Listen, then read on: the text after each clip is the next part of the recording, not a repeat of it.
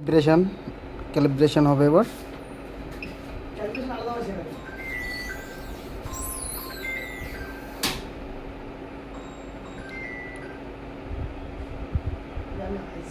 Hello,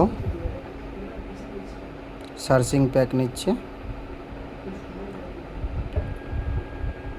আস্তে আস্তে শুরু হয়ে যাবে ক্যালিব্রেশনটা। আমি ভিডিওর মাধ্যমে বুঝিয়ে দিচ্ছি কীভাবে ক্যালিব্রেশন হয়, কত রেঞ্জ থাকে, এতেই বোঝা যাবে।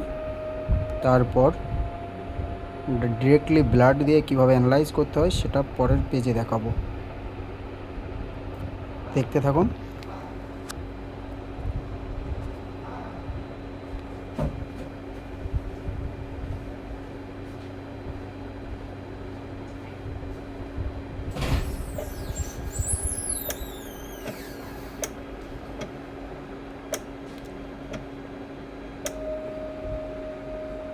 বহু পুরনো মডেল এটা, তবে আমাদের স্পন্দন ম্যাটারনিটি অ্যান্ড নার্সিংহোমে এই প্রায় 5 বছর, 5.5 বছরের কাছাকাছি ভালোই চলছে মেশিনটা।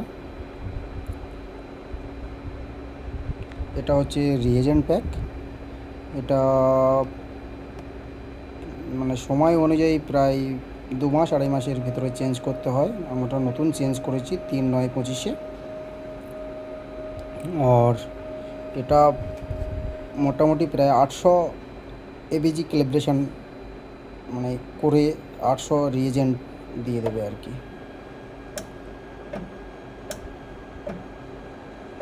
মোটামুটি এটাতে আমরা এই যে রিএজেন্ট 800 রিএজেন্টের প্যাক, এটাতে মোটামুটি আমরা অত করতে পারি না, অত পেশেন্ট হয় না, তবে ভালোই এবিজি হয় এতে।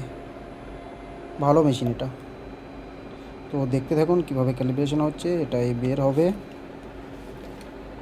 এটাতেই বোঝা যাবে যে ক্যালিব্রেশন সাকসেস হয়েছে কিনা। যদি সাকসেস হয়ে যায় তখন এই যে রেড যে লেখাগুলো আছে ওগুলো গ্রিন হয়ে যাবে।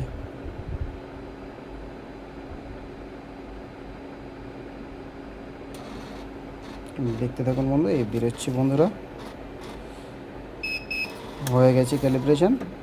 নেক্সট ভিডিওতে আপনাদেরকে দেখাবো কীভাবে অ্যানালাইজার করা হয়, কীভাবে আমরা ব্লাড নিয়ে অ্যানালাইজ করে পুরো ফুলফিল রিপোর্ট দিতে পারি।